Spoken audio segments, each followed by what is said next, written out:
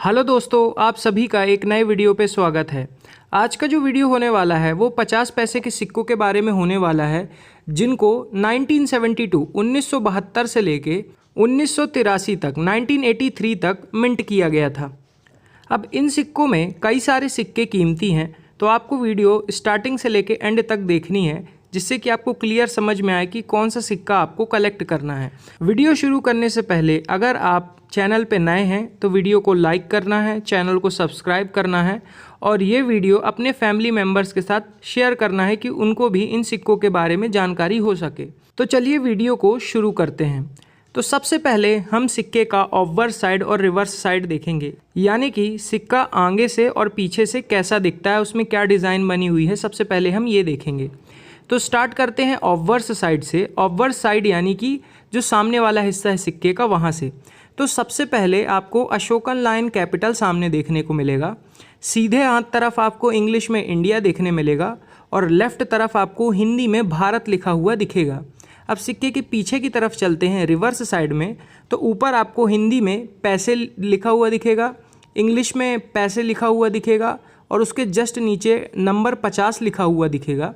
उसके जस्ट नीचे आपको साल देखने को मिलेगा कि ये सिक्का किस साल आया था, जैसे कि 1972, 1973, ये सारी चीज़ें यहाँ पे लिखी रहेंगी कि किस साल ये सिक्का मिंट हुआ है। और उसके जस्ट नीचे आपको मिंट मार्क दिखेगा, यानी कि ये सिक्का किस मिंट द्वारा ढाला गया है। तो ये बेसिक डिटेल हो गई रिवर्स और ऑब्वर्स साइड के बारे में इन सिक्कों के। बस एक डिफरेंस और समझ लीजिए कि 1972 और 1973, 1972 और 1973 में जो सिक्कों का डिज़ाइन था, उसमें रिवर्स साइड में जो ऊपर पैसे हिंदी में और पैसे इंग्लिश में लिखा है, ये दूर दूर था। लेकिन 1974 से 1974 से इसको पास कर दिया गया होगा। आपको अंतर दिख रहा होगा स्क्रीन में दो सिक्कों की फ़ोटो से। तो ये चीज़ आप समझ लीजिए। अब सिक्के की एक बेसिक जानकारी भी जान लेते हैं। तो जैसा कि मैंने आपको बताया कि 1972 से लेके 1983 तक, 1972 से लेके 1983 तक इन सिक्कों को मिंट किया गया था। साथ ही में इन सिक्कों को कॉपर निकल से बनाया गया था। इन सिक्कों का जो वज़न होता है वो 5 ग्राम होता है। इन सिक्कों का जो डायमीटर होता है वो 24 mm होता है और इन सिक्कों का जो शेप होता है वो गोल होता है। ये हो गई बेसिक डिटेल। अब एक चीज़ और मैं बताना चाहता हूँ कि इन सिक्कों को सिर्फ 3 मिंट द्वारा ही बनाया गया है। अभी हम एक एक करके हर एक साल का देखेंगे और जानेंगे कि किस मिंट ने किस साल काम नहीं किया है और किस मिंट ने किया है। लेकिन पूरे अगर हम देखें 1972 से लेके 1983 तक, तो सिर्फ 3 ही मिंटों ने काम किया है। वो है बॉम्बे, कलकत्ता और हैदराबाद। सबसे पहले आप मिंट मार्क देख लीजिए। इस सिक्के के नीचे आपके सामने एक फ़ोटो आ रही होगी, इसमें आप देख रहे हैं कि अगर यहाँ पे डायमंड शेप बना हुआ है, यानी कि ये बॉम्बे मिंट का सिक्का है। अगर यहाँ पे आपको स्टार देखने को मिलता है तो आप समझ जाइए कि ये हैदराबाद मिंट का सिक्का है। और अगर यहाँ पे आपको कुछ भी देखने को नहीं मिलता है तो वो कलकत्ता मिंट का सिक्का है। लेकिन आपको एक चीज़ और ध्यान रखनी है कि सिक्के घिस भी जाते हैं, तो मिंट मार्क नहीं समझ में आता है। तो आपको ध्यान से देखना है कि कलकत्ता मिंट का ही वो होना चाहिए। घिसा हुआ सिक्के में कभी कभार समझ में नहीं आता है। अब हम चलते हैं एक एक करके हर एक साल देख लेते हैं कि किस साल किस मिंट ने सिक्का निकाला है और किस मिंट ने नहीं निकाला है, और उनकी कीमत भी जान लेते हैं। तो आइए 1972 से 1972 से स्टार्ट करते हैं। तो 1972 में 2 मिंटों ने सिर्फ काम किया है, बॉम्बे और कलकत्ता। तो इन दोनों में जो बॉम्बे मिंट का सिक्का है वो कॉमन कैटेगरी का सिक्का है। उसके अगर आपके पास अच्छी कंडीशन में है तो 30 से 50 रुपये मिलेंगे। लेकिन वहीं पे अगर आपके पास कलकत्ता मिंट का सिक्का है तो उसकी आज के डेट में कीमत 200 रुपये से लेकर 250 रुपये तक चल रही है, क्योंकि स्केयर्स कैटेगरी में सिक्का जा चुका है। फिर चलते हैं 1973 में। तो यहाँ पर भी 2 ही मिंटों ने काम किया है, बॉम्बे और कलकत्ता। यहाँ पर भी जो बॉम्बे मिंट का सिक्का है वो तो कॉमन कैटेगरी का सिक्का है।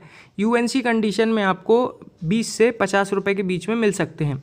वहीं पे जो कलकत्ता मिंट का सिक्का है उसके आपको 200 रुपये से लेकर 250 रुपये भी मिल सकते हैं, क्योंकि ये भी स्केर्स कैटेगरी में जा चुका है। 1973 कलकत्ता मिंट।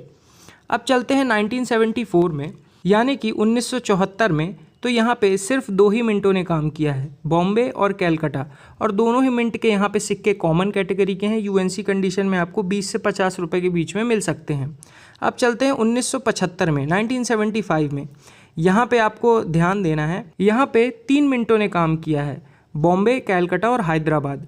यहाँ पे जो बॉम्बे और कैलकाटा मिंट के सिक्के हैं वो तो कॉमन कैटेगरी के सिक्के हैं, यूएनसी कंडीशन में 20 रुपये से लेके 50 रुपये के बीच में आपको मिलेंगे। लेकिन यहाँ पे जो हैदराबाद मिंट का सिक्का है वो स्केयर्स कैटेगरी का सिक्का है, यूएनसी कंडीशन में आपको 700 रुपये से लेके 1000 रुपये तक मिल सकते हैं। लेकिन वही है, सिक्के की कंडीशन अच्छी होनी चाहिए। अगर कम अच्छी कंडीशन है, उसमें निशान बना हुआ है या थोड़ा गंदा है, तो भी आपको 250 रुपये से लेके 400 रुपये के बीच में मिल सकते हैं। तो वो उसकी कंडीशन पे डिपेंड करता है। अब चलते हैं 1976 में यहाँ पे 3 मिंटों ने काम किया है, बॉम्बे, कैलकाटा और हैदराबाद। यहाँ पर भी जो बॉम्बे और कैलकाटा के सिक्के हैं वो तो कॉमन कैटेगरी के हैं, आपको 20 से 50 रुपये के बीच में मिल सकता है। लेकिन यहाँ पर भी जो हैदराबाद मिंट का सिक्का है वो स्केयर्स कैटेगरी का सिक्का है और यूएनसी कंडीशन में आपको 800 रुपये से लेकर 1000 रुपये के बीच में मिल सकते हैं। तो यहाँ पर भी हैदराबाद मिंट है, याद रखिएगा। अब चलते हैं 1977, यहाँ पर भी 3 मिंटों ने काम किया है, बॉम्बे, कैलकाटा और हैदराबाद। यहाँ पे जो बॉम्बे और कैलकाटा मिंट के सिक्के हैं वो तो कॉमन कैटेगरी के सिक्के हैं यहाँ पर भी, और यूएनसी कंडीशन में 20 से 50 रुपये। और यहाँ पर भी हैदराबाद मिंट का जो सिक्का है वो स्केयर्स कैटेगरी का सिक्का है, यूएनसी कंडीशन में 700 रुपये से लेके 1000 रुपये के बीच में मिल सकते हैं। तो 1975, 1976 और 1977 ये तीनों ही साल में आपको हैदराबाद मिंट देखना है। हैदराबाद मिंट का जो मिंट मार्क होता है वो स्टार होता है। तो अगर आपके पास ये सिक्का है तो आपको 700 रुपये से लेकर 1000 रुपये तक मिल सकता है।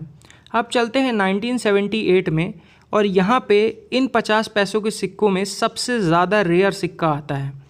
तो यहाँ पे सिर्फ 2 ही मिंटों ने काम किया था 1978 में, एक थी बॉम्बे और एक थी कैलकाटा। अब यहाँ पे जो कैलकाटा मिंट के सिक्के हैं वो स्केयर्स कैटेगरी के सिक्के हैं, यूएनसी कंडीशन में आपको 200 रुपये से लेके 300 रुपये तक मिल सकते हैं। लेकिन यहाँ पे जो बॉम्बे मिंट का सिक्का है वो रेयर कैटेगरी का सिक्का है। अगर आपके पास अच्छी कंडीशन में है तो आपको 10,000 के ऊपर मिल सकते हैं, लेकिन अगर कंडीशन कम अच्छी है तो भी आपको 2500 से लेके 4000 रुपये के बीच में मिल सकते हैं। वो कंडीशन के ऊपर डिपेंड करता है। तो इन 50 पैसों में जो 1972 से लेके 1983 के बीच में आए हैं, बॉम्बे मिंट का ये सबसे महंगा सिक्का है। इसकी कीमत मैंने आपको बता दी, 10,000 से लेके 12,000 रुपये के बीच में हो सकती है। अब 1979 में कोई भी सिक्का मिंट नहीं हुआ था, तो अब हम डायरेक्ट चलेंगे 1980 में। तो 1980 में सिर्फ 2 ही मिंट से सिक्के आए थे, एक थी बॉम्बे और एक थी कैलकाटा मिंट। अब यहाँ पे जो बॉम्बे मिंट का सिक्का है वो स्केयर्स कैटेगरी का सिक्का है, यूएनसी कंडीशन में आपको 100 से 150 रुपये मिल सकते हैं। वहीं पे यहाँ पे जो कैलकाटा मिंट का सिक्का है वो रेयर कैटेगरी का सिक्का है और आपको 1700 रुपये से लेके 2500 रुपये के बीच में मिल सकते हैं यूएनसी कंडीशन के सिक्के की। मतलब अगर अच्छा चमचमाता हुआ सिक्का है तो उसके आपको इतने पैसे मिल सकते हैं कैलकाटा मिंट 1980। अब चलते हैं 1983 में। 1981, 1982 ये दोनों ही साल कोई भी सिक्के मिंट नहीं हुए थे 50 पैसे वाले। तो हम अब डायरेक्ट चल रहे हैं 1983 में, और 1983 लास्ट ईयर था जब इन सिक्कों को आखिरी बार मिंट किया गया था, इन 50 पैसे वाले सिक्कों को, क्योंकि 1984 से डिज़ाइन चेंज कर दिया गया था और वो वाले सिक्कों के ऊपर मैं ऑलरेडी वीडियो बना चुका हूँ, आप उसको जाकर देख सकते हैं। तो वापस आते हैं हम 1983 में। तो इस साल सिर्फ एक ही मिंट ने काम किया था, वो है कैलकाटा मिंट, और इस मिंट का सिक्का रेयर कैटेगरी का सिक्का है। अगर आपके पास अच्छी कंडीशन में सिक्का है तो आपको एक सिक्के के 1000 रुपये से लेके 1500 रुपये तक मिल सकते हैं, और कम अच्छी कंडीशन होगी तो वैसे ही उसकी कीमत घटती जाएगी। मेन एक सिक्के में उसकी कंडीशन ही होती है जो मेनली उसकी कीमत तय करती है। क्या उसमें मिंट मार्क अच्छे से दिख रहा है, उसमें डिज़ाइन अच्छे से दिख रही हैं कि नहीं, ये सारी चीज़ें एक सिक्के की कीमत बढ़ा सकती हैं या फिर एक सिक्के की कीमत घटा सकती हैं। तो ये था आज का वीडियो गाइज़। ये जो 50 पैसे के सिक्के आए थे 1972 से लेके 1983 तक। अब आपको वीडियो कैसी लगी आप कमेंट सेक्शन में ज़रूर बताइए। आपका क्या क्वेश्चन है वो भी आप कमेंट सेक्शन में पूछ सकते हैं। तो आई होप आपको इस वीडियो से कुछ सीखने मिला होगा। Thanks for watching this video. और हाँ, अगर यहाँ तक वीडियो देख रहे हो तो वीडियो को लाइक करना है, चैनल को सब्सक्राइब करना है और वीडियो को शेयर करना है। तो फिर ठीक है, मिलते हैं नेक्स्ट वीडियो में। तब तक के लिए जय हिंद, जय भारत।